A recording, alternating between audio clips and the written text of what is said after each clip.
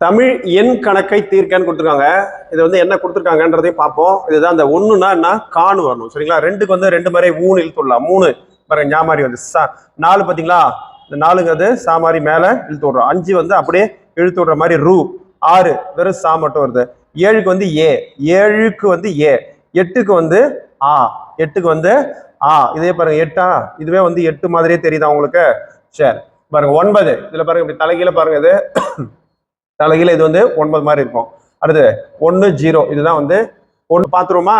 இப்ப ஞா இதுக்கு வந்து என்ன வருது பாருங்க 3, ஆவுக்கு வந்து என்ன வருது பாருங்க 8 பிளஸ் காவுக்கு வந்து என்ன வருது பாருங்க 1. அப்படி 0வா போட போறோம். இப்ப என்ன வருதுங்க 48ன்னு சொல்லி வருது. அப்ப 4க்கு வந்து என்ன வருது பாருங்க சா, அது அப்படியே மேல இழுத்துட்டு இருக்காங்க. 8க்கு வந்து என்ன வருது இது வந்து எங்க ஆன்சரா இருக்கு பாருங்க பாருங்க இதுதான்.